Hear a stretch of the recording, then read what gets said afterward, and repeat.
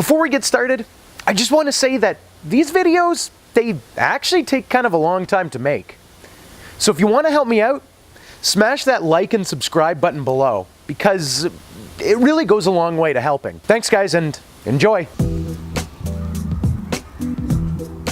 Oh hey. Today, we're talking about whether buying or renting is right for you. Everybody's always telling you that you gotta go buy property, but the reality is, it's right for some and not right for others. So we're gonna touch on some of the things that may help you make that decision and whether or not you can buy. Some people can, and they don't even know it. But before we get to that,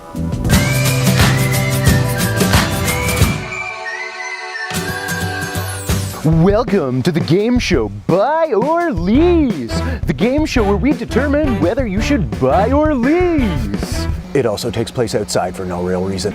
Okay, yeah, let's do this, okay. That's the game show? I don't even know how it got here. Question 1, should you buy or lease? Buy. No way rent. No way both. Buy and rent.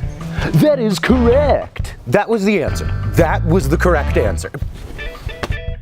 Let's talk house.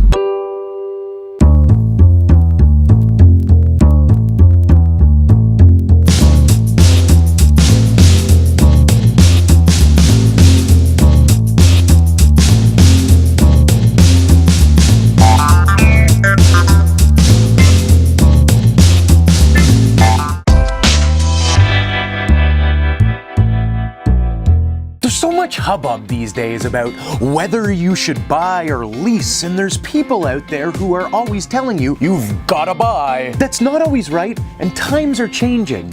It's right for some, it's not right for others. People's paths are so different and varied these days that you can't follow what other people are telling you to do if it's not right for you. So today I want to touch on 2 things. Can you buy? Should you buy? The biggest and most obvious benefit of buying, you're really investing in yourself and the future. You're number one.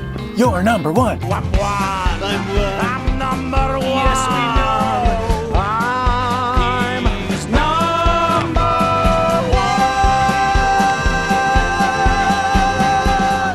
For most people that own, their property is their biggest asset and where most of their personal monetary value comes from. There's no space for real monetary gain if you're renting. Your money is going into the ether. Ooh.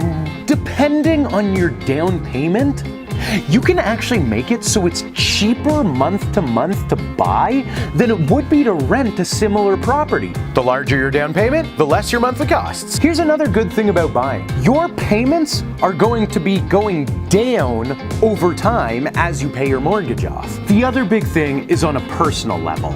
There's a lot more flexibility to do what you want when you buy a place, whether that's construction or upgrades or buying new appliances. You can do what you want with the space. So then, what are the downsides of buying? Again, the most obvious is that it can be expensive. You need to come up with a really big down payment. Here are the rules for you, in case you didn't know. I'll just sit here looking pretty while you read. You're never gonna have to come up with that down payment if you're renting. Also, if you don't have a really big down payment, it can be more expensive month to month than renting. Are you starting to see a pattern here? There's also other expenses to worry about. If you live in a condo, you got maintenance fees, and those maintenance fees are gonna be going up every year.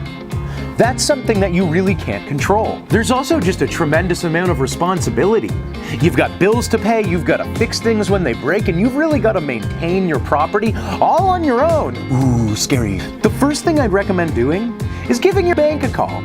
See if they'll give you a mortgage, see if they'll approve you.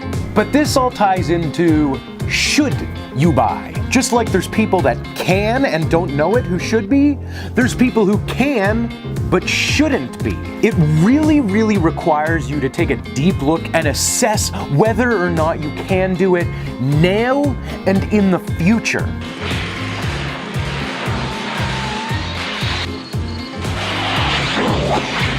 If your circumstances are uncertain, a year, 2 years, 5 years down the road, it may not be good to buy if you're not going to be able to afford it by that time. Here's my info, I think. Somewhere here? Is it here? Is it here?